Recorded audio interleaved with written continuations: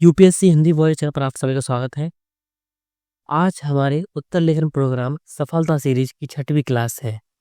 जैसे कि अगर आप नए स्टूडेंट हैं तो आप सीधा इस क्लास को ना देखते हुए पहले सभी क्लासेस को लें। सभी क्लासेस की प्लेलिस्ट की लिंक आपको हमारी इस क्लास की डिस्क्रिप्शन में इसकी लिंक मिल जाएगी। तो जैसे कि पुराने स्टूडेंट्स को पता ही होगा कि हम अभी 2 या 3 क्लासेस में क्वेश्चंस की प्रैक्टिस कर रहे हैं। हमने लास्ट क्लास में हिस्ट्री के क्वेश्चंस की प्रैक्टिस की थी, जो क्वेश्चन 2024 में मेंस में पूछ जा चुके हैं। इससे क्या होता है, आपका विश्वास बढ़ता है खुद के प्रति और हमारे प्रति कि हम रियल में आंसर लिख पा रहे हैं या नहीं। तो उसी विश्वास को बनाते हुए और आपकी प्रैक्टिस को अच्छा करने के लिए हम लाए हैं आज ज्योग्राफी के पीवाई के क्वेश्चंस की प्रैक्टिस। हम इसमें 2 क्वेश्चंस की प्रैक्टिस करेंगे। और जैसे कि हमने उस क्लास में बताया था कि ज्योग्राफी के आंसर्स में कुछ एक्स्ट्रा एफर्ट डालना पड़ता है, जैसे कि मैप बनाना पड़ता है या कोई भी डायग्राम बनाना पड़ता है। इससे क्या होता है, सब +1 मार्क्स मिलता ही है। तो चलिए हम क्लास को शुरुआत देते हैं। अब अपने क्वेश्चन पर चलते हैं। अब हम उससे पहले देखिए एक बात और सुन लीजिए कि आप अगर ये सोच रहे हो कि मैंने रूल्स लिख लिए हैं, पूरे रूल्स, और मैं आंसर लिखना सीख चुका हूँ, तो मुझे ये क्लासेस की क्या जरूरत है पीवाई की प्रैक्टिस की। तो देखिए आप सभी सिविल सेवा की तैयारी कर रहे हैं, तो आपका जो माइंड सेट है वो तैयारी के समय से ही ऐसा होना चाहिए कि आप सिविल सेवक पहले से है। तो इसमें क्या होता है, सिविल सेवक का प्रमुख कार्य क्या होता है, 2020 का पूछा हुआ क्वेश्चन है जो कि ज़्यादातर स्टूडेंट्स गलत करके आए थे, और जिनका देखिए बेसिक ठीक था, अंडरस्टैंडिंग अच्छी थी, उनका आंसर सीधा सा सिंपल था और आ गया था सही सही। तो उसमें आंसर दिया था प्रीलिम्स में यूपीएससी ने कि सिविल सेवक का प्रमुख कार्य होता है क्रियान्वयन, कि योजनाओं का क्रियान्वयन होता है उसका कार्य। देखिए किसी भी योजना, यदि कोई योजना है तो वो 2 टाइप से होगी। कैसे कि विधायिका उसको बनाएगी, आपकी जो लेजिस्लेचर है वो उसको बनाएगी, और आपकी जो कार्यपालिका है वो उसको क्रियान्वित करेगी। अब ये दोनों काम महत्वपूर्ण है। योजना ऐसी बननी चाहिए जो कि 100% लाभ दे, उसमें कोई कमी ना हो। और उससे भी ज़्यादा महत्वपूर्ण क्या है, कार्यपालिका में कौन कौन आते हैं, आपकी मंत्री परिषद आएगी, और ब्यूरोक्रेसी यानी नौकरशाही या सिविल सेवा आएगी। अब एग्जीक्यूशन यानी कार्यान्वयन या क्रियान्वयन, कुछ भी बोल सकते हैं आप, महत्वपूर्ण होता है। अब उसी चीज को अप्लाई करेंगे हम यहाँ पर कि हमने उत्तर लेखन की टिप्स तो जान लिए, लेकिन प्रैक्टिस कैसे करनी है। क्योंकि देखिए इन चीज़ों को देखिए कोई बता भी देता है, वैसे बहुत कम टीचर्स ने इस चीज़ों के बारे में, जो हमने लास्ट क्लास में बात की है, बहुत कम टीचर्स ने बात की है। लेकिन मान लो बता भी दिया तो ऐसे आंसर लिखने कोई नहीं सिखाएगा कि आपको ऐसे सिखा रहा है कि मान देखिए अब इंट्रो लिखिए, इंट्रो में ऐसे लिखना है, मुख्य पार्ट में ऐसे लिखना है, हेडिंग ऐसे लिखनी है, हेडिंग में ये गलती नहीं करनी है। तो ये चीज़ें आपको कोई नहीं सिखाएगा। ये गलती मुझसे हुई थी स्टार्टिंग में अपनी यूपीएससी जर्नी में, तो मैंने इन गलतियों को सुधारा। और जो प्रॉब्लम्स मेरे सामने आई थी, जो प्रॉब्लम्स मैंने फेस की हैं, तो मैं चाहता हूँ कि वो प्रॉब्लम्स अदर स्टूडेंट्स फेस ना करें। हिंदी मीडियम में स्टूडेंट्स, हिंदी मीडियम को जो रेशियो है यूपीएससी में सिलेक्शन में, वो कम क्यों है, इसके 2 ही कारण है। एक है प्रीलिम्स, एक है मेंस।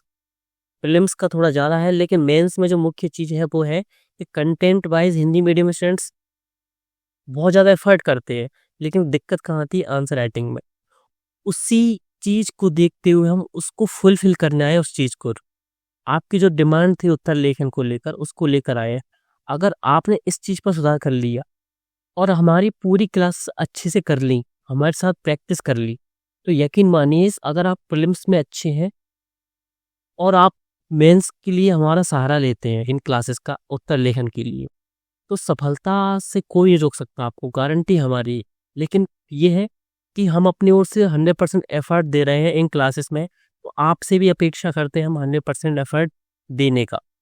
इसमें 1% की भी कमी नहीं होनी चाहिए। अगर होती है तो आप इसके जिम्मेदार खुद होंगे और आप खुद जानेंगे कि हाँ, सर ने बिल्कुल सही बताया था, कमी हमारी ओर से हुई। तो चलते हैं अब क्वेश्चंस की ओर। सबसे पहले हमारी वही बात, हमारा पहला रूल कि सबसे पहले क्वेश्चन को अच्छे से पढ़ें। ये क्वेश्चन है 2024 का, ज्योग्राफी का। तो अंडरलाइन करते जाइए। समुद्री सतह के तापमान में वृद्धि क्या है? यह उष्णकटिबंधीय चक्रवातों के निर्माण को कैसे प्रभावित करता है? ये क्वेश्चन 2 भागों में बटा हुआ है, ठीक है। लेकिन इस क्वेश्चन को देखकर आप ये चीज समझ रहे होंगे कि पहला वाला भाग है, इसको सिर्फ क्वेश्चन का 20 से लेकर 30% भाग देना है, जबकि सेकंड वाले को 70 से लेकर 80% तक लिखना है।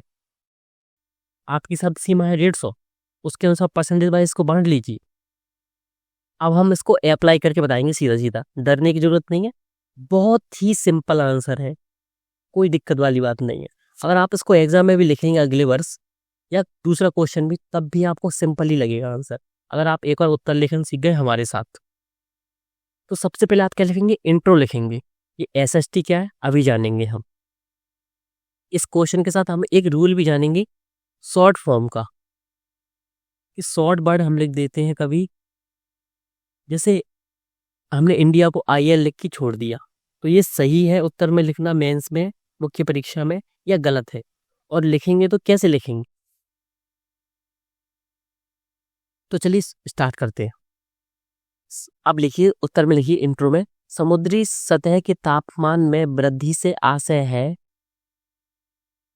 किसी विशेष क्षेत्र, किसी विशेष जलीय क्षेत्र या समुद्रीय क्षेत्र, समुद्र लिखिए, कोई इसमें डायरेक्ट समुद्र दिया हो, समुद्री क्षेत्र की सतह के तापमान में वृद्धि होना है,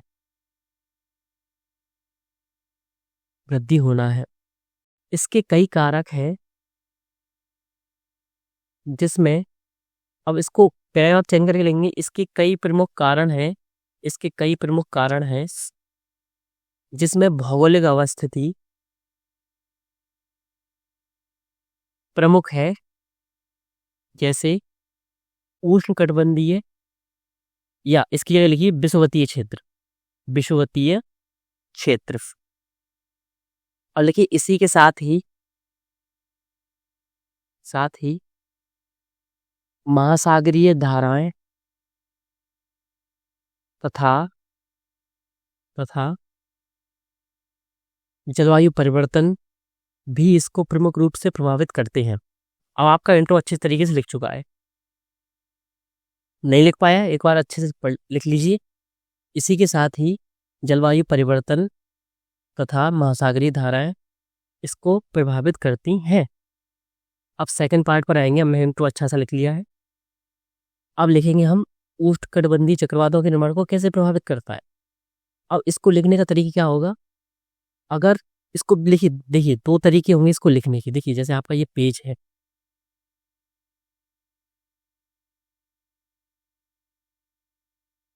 ये आपका पेज है, 1 मिनट थोड़ा इसको दोबारा बनाएं। ये आपका पेज है, कॉपी का पेज। अब देखिए, अब आप इसमें देखिए आपने इंट्रो यहाँ से पूरा लिख दिया है इतने आकार में। अब क्या लिखेंगे आप? या तो हेडिंग वाइज ऐसे लिखिए कि उन हेडिंग लिखेंगे तो उसको अंडरलाइन कर दीजिए और ये वाला निशान लगा दीजिए सीधा सा। सेकंड, अगर आप ये निशान नहीं लगाना चाहते तो सीधा बॉक्सीकरण कीजिए। अब कैसे करेंगे बॉक्सीकरण? ये करेंगे आप कैसे, पेज में, ये पेज है आपका यहाँ इंट्रो हो गया था इस हिस्से में। आप सीधा हेडिंग को बॉक्स में बंद कर दीजिए। इसमें आपको कोई भी निशान नहीं लगाना, ना डैश लगाना, ना बिंदी, ये नहीं लगाना। सीधा इतना डिब्बा लगाइए और यहाँ से लिखना शुरू कीजिए और इतने ही भाग में लिखिए। सेकंड हेडिंग देंगे तो यहाँ से देंगे, इससे क्या होगा, ये हिस्सा खाली रहेगा और दिखने में बहुत अच्छा लगता है ऐसे। तो इस तरीके से आप लिखेंगे।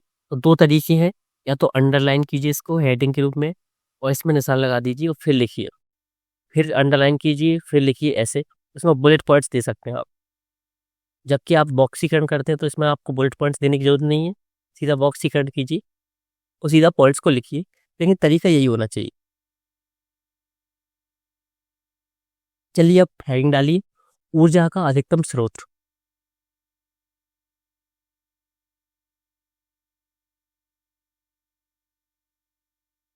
अब लिखिए SST। अब SST क्या है? समुद्री सतह का तापमान, इसको शॉर्ट फॉर्म में लिखा है हमने SST, सी सरफेस टेम्परेचर। जिसको ना पता हो SST लिखिए। SST में वृद्धि के कारण ही, या लिखिए ऐसे लिखिए, SST से ही उष्ण कटिबंधीय चक्रवातों को ऊर्जा और अधिक मिलती है, जिसका कारण बढ़ी हुई जल वाष्प की मात्रा है। जल वाष्प की मात्रा है। आपका ये पॉइंट खत्म हो गया है। लिखना पाया हो तो वीडियो को पीछे कर लीजिए, लिखिए। और अब सेकंड हेडिंग लिखेंगे हम, चक्रवातों की आवृत्ति और तीव्रता में वृद्धि। अब लिखिए SST के कारण ही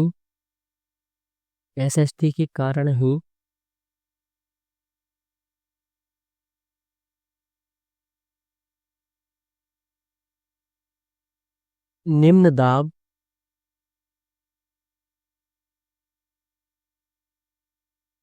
अधिक, ऐसे लिखिए, अधिक निम्न दाब का निर्माण होता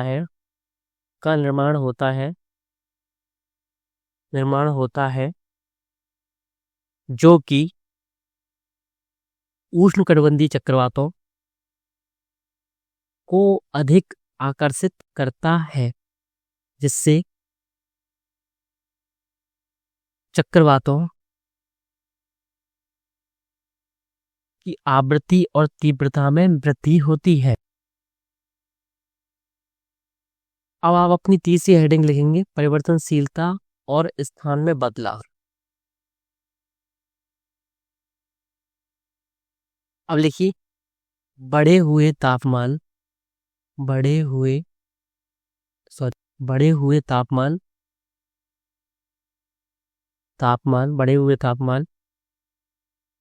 के कारण निर्मित निम्न दाब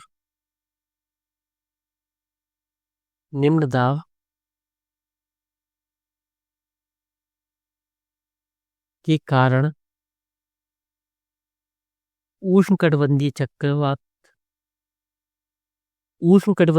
चक्रवातों के पारंपरिक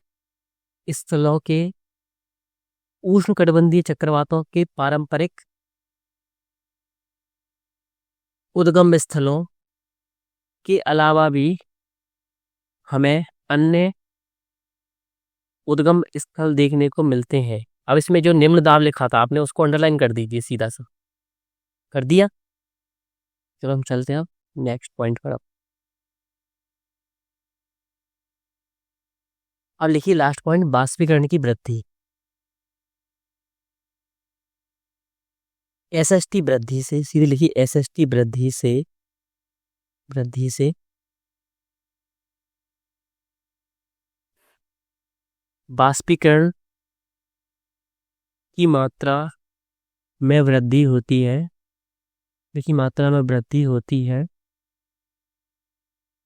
जो कि उष्णकटिबंधीय चक्रवात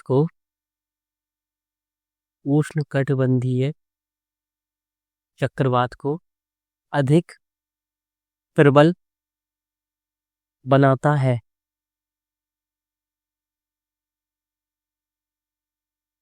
अब आपने क्या किया, फर्स्ट डिमांड को फुलफिल कर दिया, सेकंड जो डिमांड थी उसको भी फुलफिल कर दिया है। अब क्या करना है आपको, अगर आपको इसमें कंक्लूजन ना भी लिखें तो भी आपका क्वेश्चन ये पूरा है, इसमें कंक्लूजन की ज़रूरत नहीं है। अगर आप लिखना भी चाहें तो लिख सकते हैं। तो चलिए कंक्लूजन लिख लीजिए आप सभी, कंक्लूजन लिखेंगे आप सभी। जलवायु परिवर्तन के कारण विभिन्न दुष्प्रभाव देखे गए हैं, जिसमें समुद्री सतह के तापमान में वृद्धि भी एक है। इन दुष्प्रभावों में से समुद्री सतह के तापमान में वृद्धि भी एक है,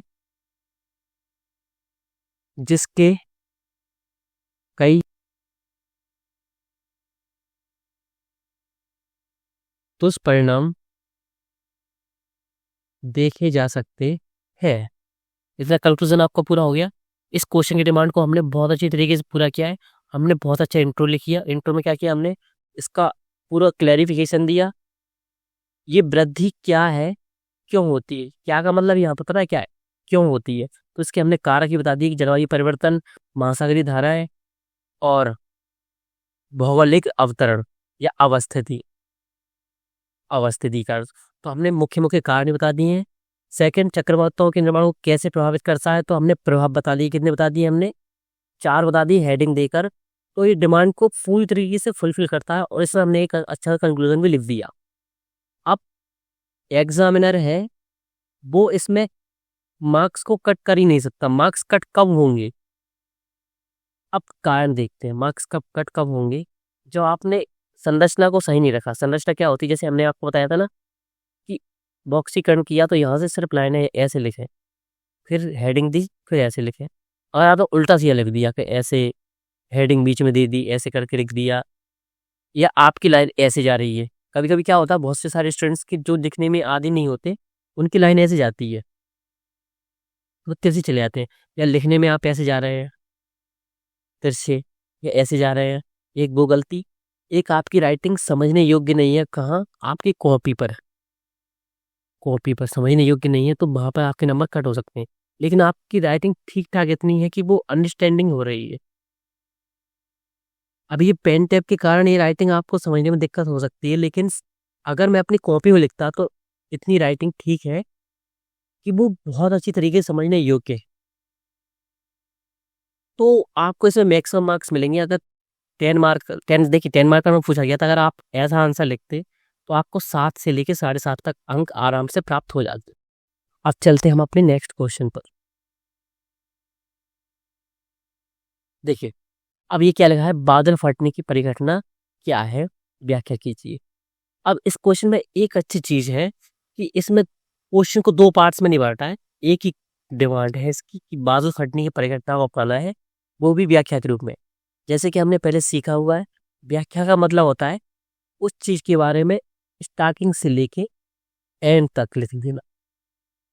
तो आप सभी समझे होंगे, अगर आप पुराने स्टूडेंट्स होंगे, आपने पुरानी क्लासेस ली होंगी तो चलिए सबसे पहले हम इंट्रो लिखते हैं। सीधा आप तो या तो हेडिंग दे सकते हैं बादल फटने की परिघटना, हेडिंग दे दीजिए आप इंट्रो में, हेडिंग दीजिए बादल फटने की परिघटना, फिर डैश लगाइए, फिर लिखिए किसी भौगोलिक स्थान पर अचानक मूसलाधार वर्षा। लिखिए अचानक मूसलाधार वर्षा, वर्षा। अब ब्रैकेट में लिखिए 1 घंटे में 100 mm, 100 mm से अधिक, 100 mm या उससे अधिक, ऐसे लिखिए 100 mm या उससे अधिक, ब्रैकेट बंद कीजिए। वर्षा का होना बादल फटने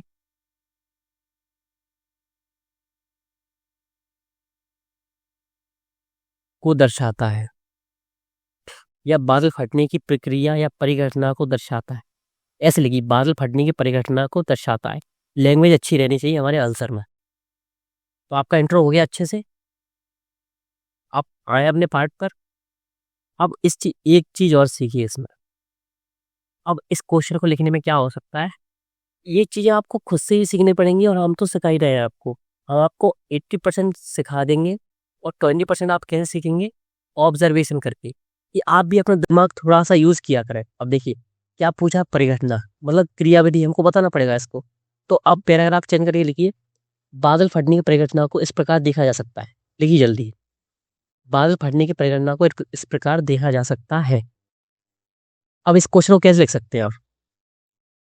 अंडरलाइन कीजिए, कैसे कीजिए। लेकिन जब आप आंसर लिखेंगे तो पर्सनली, जैसे मैं अपनी ओर से बताऊँ इसमें कि आप आंसर में एक्स्ट्रा क्या डालें कि थोड़ा इफेक्टिव सा दिखे आंसर। तो जब आप हेडिंग डालेंगे, जैसे आपने हेडिंग डाली यहाँ पे, फिर आप पॉइंट्स लिखेंगे, एक दो पॉइंट्स लिखेंगे, 2 या 3 लाइनों बस। तो ऐसे एरो लगा दीजिए, फिर हेडिंग दीजिए, फिर पॉइंट्स लिखिए, फिर एरो लगा दीजिए। लेकिन पर्सनली अगर मैं और बोलूँ, इसमें 2 टाइप्स हो सकते हैं। मुझे दूसरा टाइप सबसे बेस्ट लगा। वो है कैसे?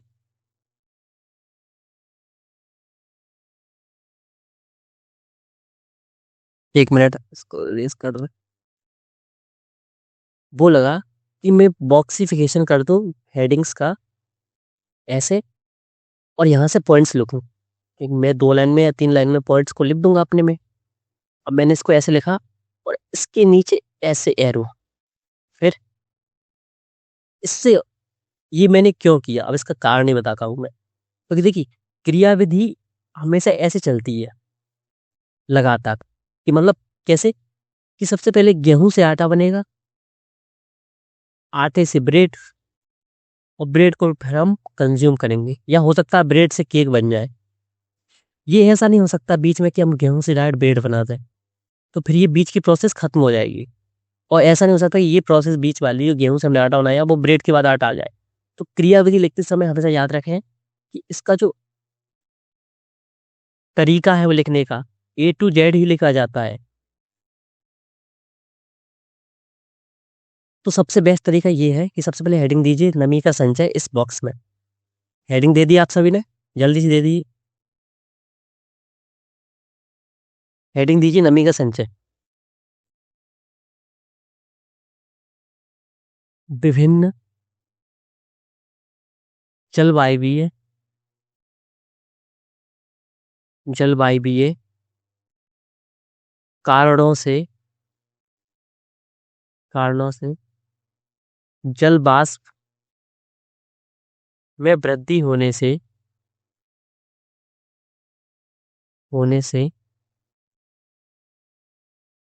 वायुमंडल में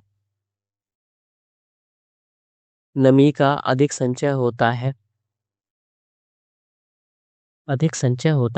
बस खत्म, ये पॉइंट। सेकंड हेडिंग डालिए, वायुमंडलीय स्थितियों का विकास। इसको बॉक्स में बंद कर दीजिए। और हमने आपको क्या बताया था?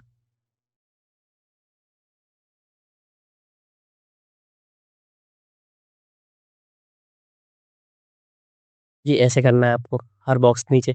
और ये ध्यान रखिएगा कि टच ना हो इससे, दूसरे बॉक्स से। तो थोड़ा आप, जैसे आप तो कॉपी में लिखेंगे तो आपके पास तो स्पेस ज़्यादा है, तो अच्छे से लिखिए कि मैं अगर बॉक्स यहाँ बनाऊंगा तो दोनों टच ना हो, बीच में हो जाए ऐसे। ठीक है, लिखिए आप सभी। हेडिंग आपने डाल ली है, वायुमंडलीय स्थितियों का विकास। ठीक है। पर्वतों के सहारे, ये लिखिए, पर्वतों के सहारे, पर्वतों के सहारे उठी हुई गर्म पवनों को ठंडी पवनों द्वारा और अधिक ऊपर उठा दिया जाता है।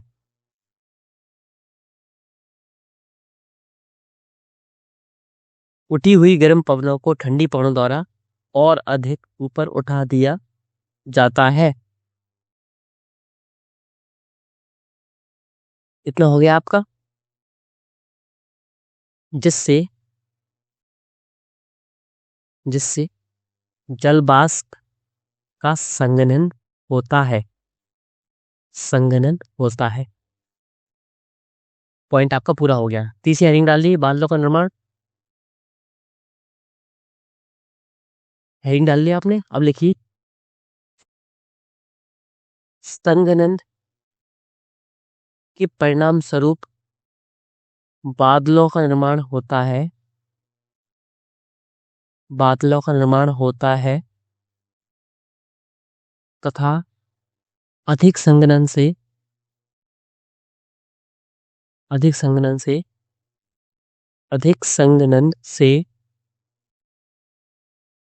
बादल की निचली सतह पर दबाव में वृद्धि होती है। बादल की निचली सतह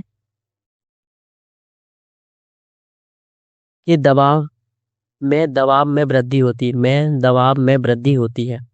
अब नेक्स्ट हेडिंग डालेंगे अत्यधिक जलवाष्प का संकेंद्रण। लिखिए अत्यधिक जलवाष्प का संकेंद्रण, लिख लिया आपने। अब लिखेंगे आप अत्यधिक जलवाष्प के कारण संघनन की मात्रा अधिक होती है, या संघनन की प्रक्रिया अधिक होती है तथा इससे नमी का संचयन भी अधिक होता है, जो बादल की ऊपरी सतह को भारी बनाता है।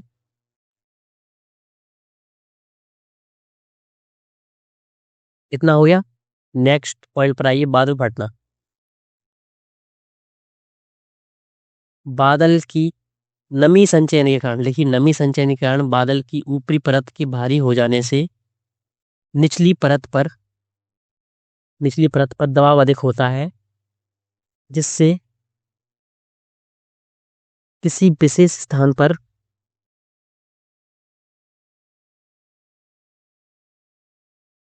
या ये लिखिए किसी विशेष स्थान से मूसलाधार वर्षा होने लगती है। इसे ही लिखेंगे, जैसे ही आपने लिखा ना इसे ही आप इन्वर्टेड कॉमा करेंगे आप, बादल फटने की परिघटना, डबल इन्वर्टेड कॉमा में कर सकते हैं हम, बादल फटने की परिघटना कहते हैं। घटना लिखा ना आपने, घटना के बाद इसको बंद कर दीजिए, कहते हैं। अब सिंपल क्या किया आपने, व्याख्या कर दी, और देखिए व्याख्या की है तो इसमें कंक्लूजन इंपॉर्टेंट हो जाता है, तो हम कंक्लूजन में लिखेंगे। लेकिन उससे पहले हमने क्या बताया था, पहले जब हम रूल्स लिख रहे थे हमने क्या बताया सब्जेक्ट वाइज, कि अगर ज्योग्राफी है तो ज्योग्राफी में अगर आप मैप डाल दें, या नहीं इसमें मैप तो आ नहीं सकता, इसमें आ सकता आपका डायग्राम। डायग्राम किसका, इसी प्रक्रिया का, परिघटना का। ये कहाँ मिलेगा आपको, ये मिलेगा आपको आपके क्लास नोट्स में, आपने अच्छे टीचर से पढ़ा है तो, या आप किसी भी क्लास को देख सकते हैं, गूगल पर देख लीजिए एक बार अगर आपने नहीं देखा है तो, या आप महेश कुमार बर्णवाल या मायूर हुसैन की बुक देखते हैं तो उसमें भी आपको मिल ही जाएगा। अब क्या करेंगे, आप इसमें चित्र बनाएंगे। अब आपको बताना डायग्राम बनाने का तरीका क्या होता है, चित्र बनाने का तरीका। देखिए ये ऐसे आपका पेज है, जब भी आप डायग्राम बनाएं तो आप 2 या 3 तरीके हो सकते हैं। जैसे आप अभी हेडिंग लिख रहे थे, जैसे आपने इंट्रो लिखा, फिर आपने हेडिंग्स दी ऐसे, फिर आपने पॉइंट्स लिखे। आप चाहें तो यहाँ पर एक बॉक्स बनाकर, जब भी आप डायग्राम या मैप बनाएंगे तो ध्यान रखें आपको बॉक्स जरूर बनाना है।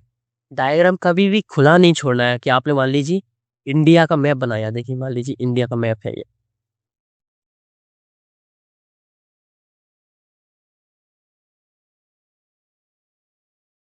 एक मिनट आपको इंडिया का मैप बता दें।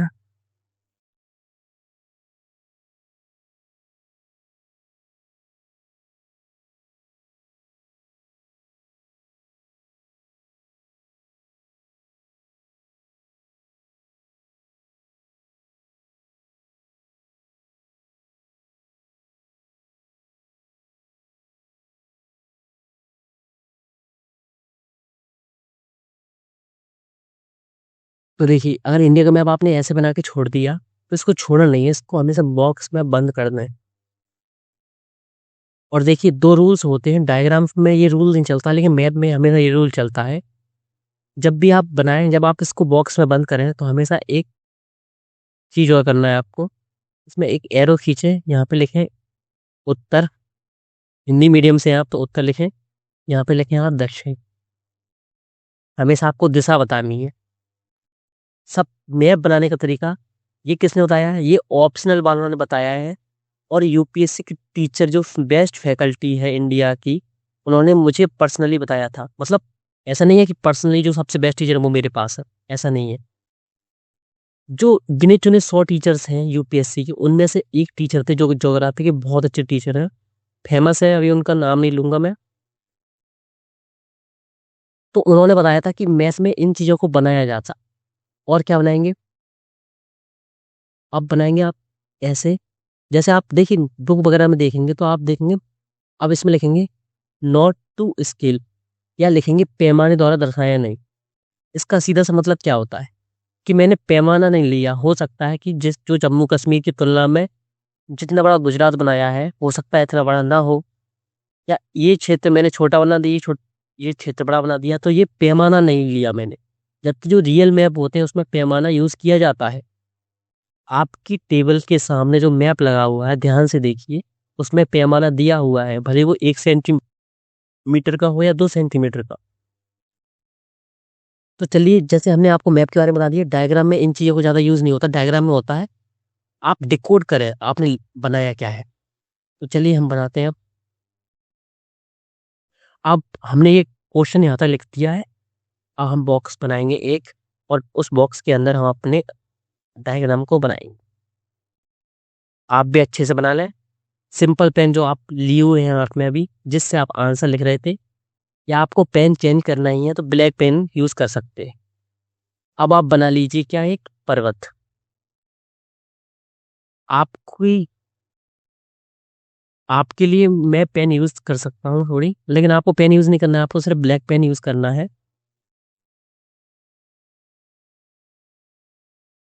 कि आपको बिल्कुल क्लियर दिखे और आपकी अंडरस्टैंडिंग ठीक हो जाए। ये पर्वत बना दिया, और इसमें लिख देना है बीच में पर्वत। सेकंड चीज क्या बनाना है? गर्म हवा।